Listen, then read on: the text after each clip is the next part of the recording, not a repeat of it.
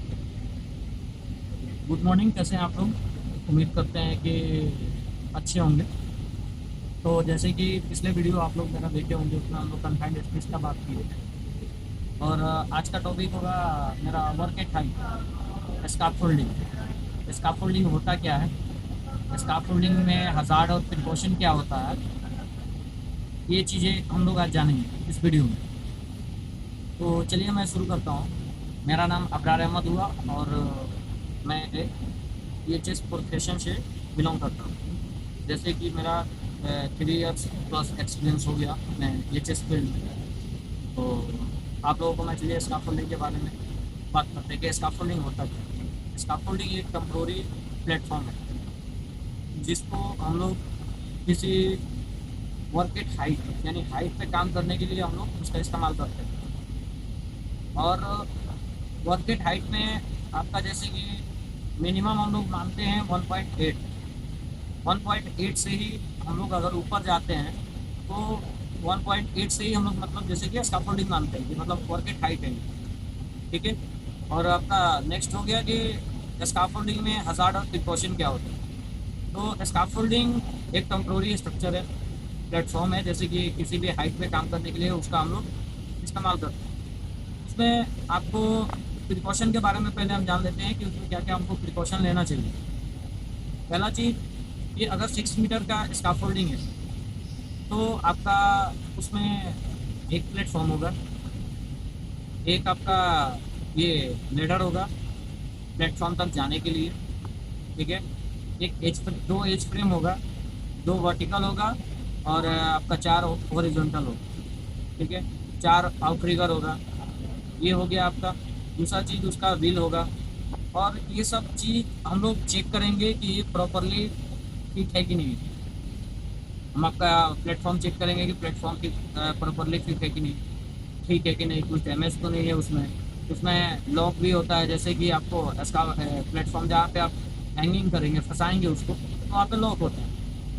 तो उस लॉक को हम लोग चेक करेंगे कि प्रॉपर काम कर रहा है कि नहीं कर रहा है, ठीक है।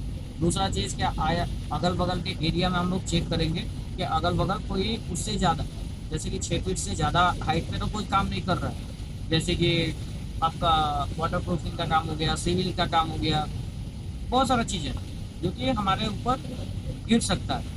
तो इसके लिए पहले हम वर्क एट हाइट पे काम करने के लिए जाएंगे तो ऊपर हम चेक करेंगे कि हमारे ऊपर तो कोई काम नहीं कर रहा है ना। अगर ऊपर कोई नहीं काम कर रहा तो हमारे लिए सेफ है।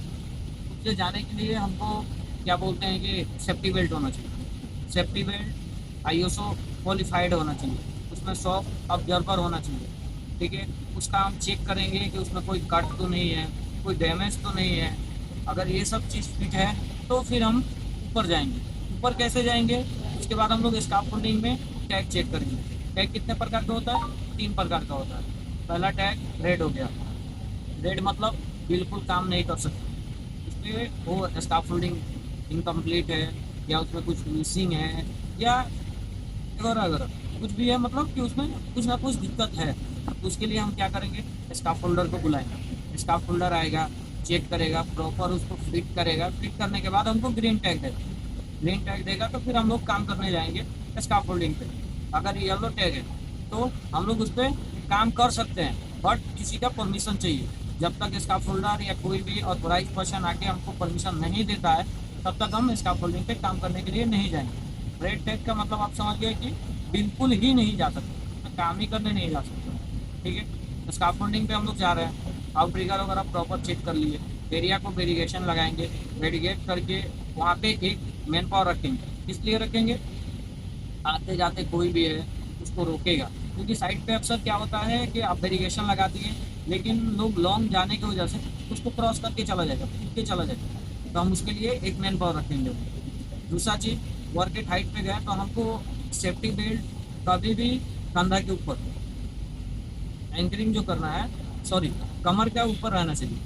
कमर के ऊपर हम लोग एंकरिंग करेंगे। क्यों करेंगे? क्योंकि अगर इनकेस आप स्काफोल्डिंग से गिर जाते हैं, स्काफोल्डिंग पर अगर आप गिरते हैं तो हैंगिंग कीजिएगा तो आपको कंधा तक आएगा। नहीं तो अगर आप मान लीजिए कि अपने पैर के आसपास एंकरिंग कर दें, आप गिरेंगे और टच हो जाएगी, फिर आप इंजर्ड हो जाएंगे, आपको चोट लग जाएगा। इसकी वजह से कभी भी हाइट पे ही एंकरिंग करना चाहिए। अगर इन केस मान लीजिए कि आपको एंकरिंग करने के लिए कुछ पॉइंटर्स नहीं है, कुछ भी नहीं है, तो आप क्या कीजिए, स्काफोल्डिंग में एंकरिंग कीजिए। नहीं कीजिए। क्यों नहीं कीजिएगा? क्योंकि एक तो ऑलरेडी आप स्काफोल्डिंग पे काम कर रहे हैं, इन केस स्काफोल्डिंग कोलैप्स कर रही है, गिर गया, तो आप तो बचेंगे नहीं, उसके साथ में ही आ जाएंगे नीचे। तो आप क्या करेंगे वहाँ पे लाइफ लाइन बांधेंगे। लाइफ लाइन बांधेंगे, एक छोर से दूसरे छोर तक हम लोग लाइफ लाइन बांधते हैं। लाइफ लाइन बांधने के बाद उसमें हम एंकरिंग करेंगे अपना सेफ्टी बेल्ट बांध के, उसके बाद हम लोग कार्य को शुरू करेंगे। उसके बाद हम लोग अपना ये एरिया चेक करेंगे, कोई इलेक्ट्रिकल केबल तो नहीं गया है। इलेक्ट्रिकल ऊपर जाने के बाद हम लोग देखेंगे कि इलेक्ट्रिकल केबल तो नहीं है, कुछ इलेक्ट्रिकल केबल वगैरह गया है, हाई वोल्टेज है, तो उससे हम लोग दूरी में काम करेंगे। कम से कम 1.5 मीटर की दूरी पे होना चाहिए उसका डिस्टेंस स्काफोल्डिंग। इन केस अगर उसको वहीं पे आपको काम करना है, तो आप क्या कीजिएगा, उस पीरियड में अपने सीनियर से बात कीजिएगा। बात करने के बाद उसको हम लोग शट डाउन लेंगे। तो पावर मतलब जो केबल दिया होगा उसका पावर हम लोग कट करेंगे। पावर कट करने के बाद फिर जाके हम वहाँ पे काम स्टार्ट करेंगे। ये सारे चीज़ का हम लोग को प्रिकॉशन लेते हुए काम को स्टार्ट करना है। अगर और कुछ आपको डीपली जानना है स्काफोल्डिंग के बारे में, तो हमारे वीडियो पे एक बार आप कमेंट कीजिए, हम आपको और डीपली में अच्छे से इसको एक्सप्लेन करेंगे। Thank you.